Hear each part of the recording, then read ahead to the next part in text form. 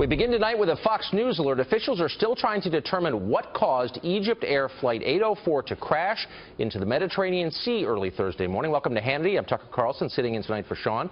Search crews today located plane seats, luggage, and sadly human remains from that downed jetliner. We're also learning tonight that according to the Aviation Herald, there may have been a fire on board the aircraft. Smoke alarms went off just before it fell from the sky. Joining us now with the very latest from our London bureau is Kitty Logan. Kitty. Yes, the Aviation Herald website has published data which it says was transmitted from the plane via satellite during the final minutes of the flight. Now, this data indicates a smoke alert in the toilet and in the avionics compartment. And an aviation specialist has told Fox News this could mean there was a fire on board which could have caused the plane's controls to completely fail. Now, until the aircraft is recovered, investigators won't be able to learn exactly what happened. Several countries, including France, have joined in the search and rescue operation, and today the first items of wreckage were discovered. The Egyptian Navy says its ships recovered personal items as well as parts from the plane, such as seats. They found human remains too, a sad confirmation that none of the 66 passengers and crew is likely to have survived the crash. The debris was discovered around 180 miles north of Egypt's coast, not far from where the last signal from the flight was picked up. Now, the next step is to locate the main body of the aircraft, something this U.S. Navy plane is assisting with. And, as always, it will be crucial to recover the black boxes. So far, these have not been located, and any data which can be recovered from them obviously will be vital to the investigation. But search efforts in these deep waters is going to take some time. And if this new data indicating a fire on board proves to be accurate, it will be a big leap forward in that investigation. But then the next question, if it was a fire which caused the crash, then what caused the fire? Tucker? Great question. Thanks a lot, Kitty.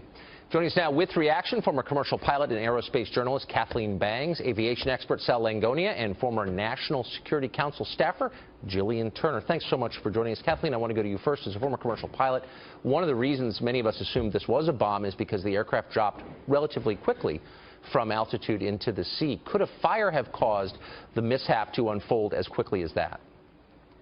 Yes, Tucker. In fact, I've been very suspicious from the beginning about this perhaps not being a bomb, and I'm glad to see we're looking at other factors. This ACARS report, what it is there's a digital recording system that comes from the airplane, separate from anything that the pilots enter, and it goes via satellite uplink back to the company. And what that's showing is that we had a cascade of problems that happened on that airplane over a 2 to 3 minute period. So if this was a bomb, highly unlikely that these events would happen over a 2 to 3 minute period. It's not impossible for a very, very small bomb, but it does not appear that there is any breach of the fuselage, that there was a depressurization. So what it looks like is perhaps a fire near the cockpit, perhaps under the cockpit in what's called the avionics bay or the E&E compartment, that spread rapidly into the cockpit and the forward lavatory. Boy, so fast though, Sal. No distress call at all from this aircraft. A lot of smoke in cockpits and planes land safely. Why could this have unfolded so differently? And that's what's still bothering me about this. This happened very, very quickly. Whatever this was, it was very, very quickly. All we know from the ACARS report so far is that there was a lot of heat on the co-pilot's side, and there was some smoke in the co-pilot and in the cockpit and in the cabin. So the ACARS report, there was heat. Right. It can tell the heat against the window of the co-pilot. And that's exactly what it told us. It doesn't tell us how it gets there, and of course we still need to know that. But I'm still a bit suspicious about anything natural happening on this aircraft. You had something that was very quick, that so fast that the pilots apparently weren't able to don their supplemental oxygen. Yes. And make a mayday call, which is number 4 on their checklist. The 4th item on their checklist is mayday, mayday. They didn't do that. Interesting. So, Jillian, the two are not mutually exclusive. A fire could mean terrorism still. It could have been an incendiary device. Is that possible, do you think? I think it is possible. And now, tonight, really the race is on from a counterterrorism perspective. There's a tremendous amount of urgency because any clues that can be gleaned here can be used to help thwart and prevent future terrorist attacks if it's determined that it is an attack now. What's going to happen is that law enforcement, intelligence community, officials from many different countries are going to converge around this area and start rifling through this. Immediate questions that need to be asked are, what organization perpetrated this, what individuals, and are those people still operational? That's where the time crunch really comes in here. So, Kathleen, I don't think there's anything scarier than the idea of a fire on board an aircraft at 37,000 feet. The airline says there's no known hazardous cargo in the hold of this plane. Would they know that? Yeah. Tucker, that means nothing. You know what was also suspicious to me was as soon as this happened 2 nights ago, within minutes EgyptAir announced that there was no hazardous cargo on board that airplane.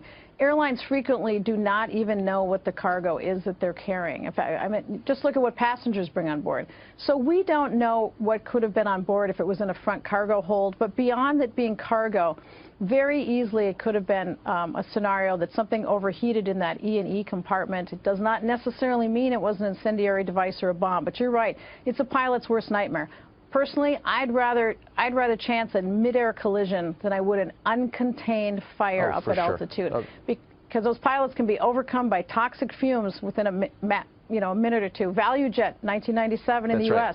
From the time they first reported smoke to the time the pilots were unconscious was less than 3 minutes. Wound up in the Everglades, of course, short of Miami Airport. That's right. But there are fire suppression systems in these aircrafts, no, Sal? There are, and you can decompress some of these cargo holds. If it's in the cargo hold, you can take the oxygen out of those cargo holds. So you do have time, usually, if it's a natural fire. And when I say natural fire, I mean something that was caused by the aircraft itself. Right. If that was in the E&E compartment, the fire normally will not spread very quickly. It would be, there is fumes coming out of it. It was going to be a problem. But when the pilot reacts to that, they don't supplemental oxygen, and they start through a checklist of items to try to isolate the fire. Remember now, we also have moments later this airplane going out of control. That means it cut through those communications systems and the control systems very, very fast. Physically cut through them. Something burned through them is what you're saying. Something bad happened. So, I mean, this, you hate to speculate. We're not going to speculate. But if this were a terror attack using an incendiary device, is there any precedent for that? Have we ever seen that before? That's a great question. I'd have to go back and kind of look through nothing is jumping out at me, no, but I'd have to double back on that. So what are the implications for us? I mean, the big picture here is that aviation security is now a global security issue, right? Yes. We saw with this flight, it started on one continent, ended up on a different one. We've got passenger manifest that has people from 10 different countries. One country's vulnerabilities today are 1 weak link for the entire world. We're all going to share those consequences. So it's really important to start thinking about this as a global issue rather than a Middle East issue or an Africa issue or any one region's problems. Everybody's problems here are shared. So, Kathleen, obviously air travel is key to global commerce, and nobody wants to shut that down or slow it. That would be a disaster in itself. But the idea that pilots and airlines don't know what's on their own airplanes is really troubling and weird. I'd never heard it till you just said it. Should that change? Well, of course, and one of the things that, a lot of aviation organizations have been trying to change is the fact that there's huge pallets sometimes of NiCad batteries and, cell phone batteries and those sort of things that are shipped around the world. And, pilots don't even know what's going into their own cargo holds sometime. And so one of the most dangerous things is just the cell phone batteries that you see, laptop batteries. Those things can start a cascade fire where one overheats. I mean, there was a flight just last month to Hawaii where a woman's iPhone started on fire on board an airplane. Imagine if that was in the cargo hold. No, so you could have a, You really can't imagine that. I mean, Sal, you can though, and you can imagine it as developing very slowly enough for the procedures on board the aircraft to take care of it. I'm thinking something very quick happened here, and something very bad happened in this airplane. I don't think it was something that slow type of a mistake or of an accident within an electronic device on the airplane. Very quickly, Jillian, do you think we're going to have to wait till the black boxes are analyzed to find out? I think so. There's no other shortcut here. I think we're going to have to see what comes out of that. This plane's in very deep water, so it could be a while. It could be in one of those we were talking about earlier. It could have fallen into one of those caverns beneath the floor of the ocean. Like 17,000 feet deep. Right. It's problematic. Thanks a lot for joining us. We appreciate it.